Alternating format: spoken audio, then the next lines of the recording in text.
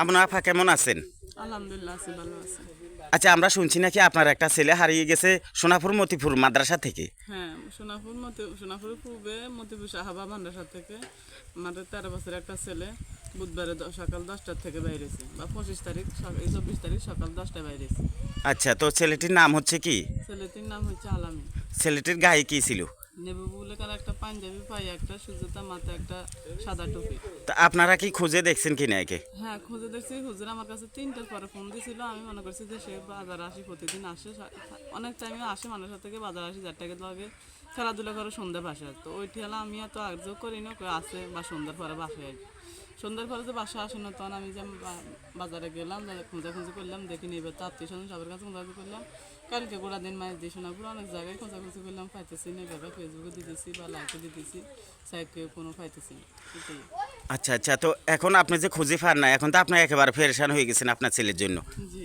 প্রিয় দর্শক, ওনার একটা ছেলে 13 বছরের ছেলেটি নোয়াখালী সোনাপুর মতিপুর মাদ্রাসা থেকে হারিয়ে গেছে। আজ 3 থেকে 4 দিন হয়েছে।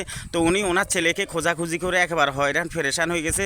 ছেলেটির শোকে উনি একেবারে কাতর হয়ে গেছে। তো আপনারা যদি কোনো হৃদয়বান ব্যক্তি যদি ওনার এই ছেলেটির সন্ধান পান, তাহলে ওনার সাথে যোগাযোগ করবেন। ওনার একটি ফোন নাম্বার থাকবে ভিডিওর উপরে।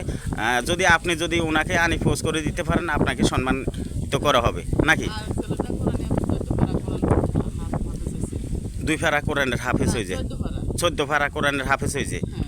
আচ্ছা, তো তুমি বলো, তোমার ভাই তো তোমার সাথে ছিল, তোমরা কি একই সাথে আইছো? জি। তো তুমি আগে আসছো নাকি ও আগে আসছে? না, ও মাদ্রাসা ছিল, ঘুমাইছে। তুমি ঘুমেছিলে, ও উঠে চলে আসছে। মানে একই চুরি করে চলে আসছে নাকি অন্য বিষয়? কেমন আছে আমরা তো মানুষের সাথে বাইরে বার পরে তার খুঁজে পাই না। এমনি তো চুরি করে যদিও মানুষের সাথে আসে, মন চাইলে বাড়িতে বলছি, তো মাদ্রাসার থেকে যে আসছে ওটা আপনারা শিওর কিভাবে? শিউর আঙুরে 3-3:30 পরে খুঁজুর কইবার পরে শিউর। মানে মাদ্রাসা থেকে আপনাদেরকে ফোন করে জানানো হয়েছে যে আপনাদের ছেলে বাসায় গেছে। মাদ্রাসা থেকে বাসায় গেছে। হ্যাঁ, তখন বাসা আসে না, তখন থেকে আমরা যোগাযোগ করতেছি যে বাসায় সে আসে না, মাদ্রাসা থেকে কোথায় গেছে। এই তো করতে করতে আজকে 3-4 দিন তো করতে আসে। আর 4 দিন পরা খুঁজতেছেন, এখনো কোনো এটা সন্তান পান নাই, হদিশও পান নাই। প্রিয় দর্শক, আপনাদেরকে এই ভিডিওটা করার উদ্দেশ্য হলো, উনি হচ্ছে ছেলের মা, যার একটা ছেলে হারিয়ে গেছে। সে বুঝে ছেলের বেদনা কত, তার কষ্ট কত। যতক্ষণ না এই ছেলেকে খুঁজে পাবে, ততক্ষণ ওনার হৃদয়ে শান্তি নেই। তো আমাদের এই নোয়াখালীর ভিতরে যে কোনো একজনের কাছে এই ছেলেটা হয়তো গিয়ে আশ্রয় নিয়েছে, হয়তো কোনো ভাষায় আপনারা এখন জায়গা দিচ্ছেন তাকে, আপনারা মনে হচ্ছেন ছেলেটা হারিয়ে গেছে। তো আসলে কিন্তু এরকম একটা মাদ্রাসার 13 বছরের ছেলে যদি আপনাদের কেউর জানা মতন, কেউর আশেপাশে বা কেউর বাড়িতে যদি আশ্রয় নিয়ে থাকে, আপনারা দয়া করে যোগাযোগ করে ওনাদের হাতে একটু পোস্ট করে দিলে ওনারাও উপকৃত হবে। সে পাশাপাশি আপনাদেরকে সম্মানিত করা হবে নাকি? তো আপনার ছেলেটার নাম হচ্ছে কি? আলামিন। আলামিন।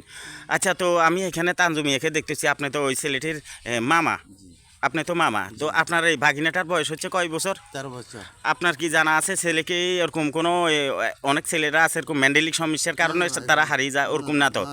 সে চালাক আছে, কোনো ওরকম কোনো সমস্যা নেই, কোরআনি হেফজ পড়তেছে। 14 বার পড়তেছে। তো এখন আপনারা খুঁজি পান না হিসাবে এখন আপনারা কি বলতে চান বলেন? আমরা বলতেছে মানে কোনো সমাধান ব্যক্তি যদি আমার বাগিনারে পাইতেছে, এই নাম্বারে ফোন করে যোগাযোগ করে সম্মান তাকে করা হবে। ধন্যবাদ আপনাকে।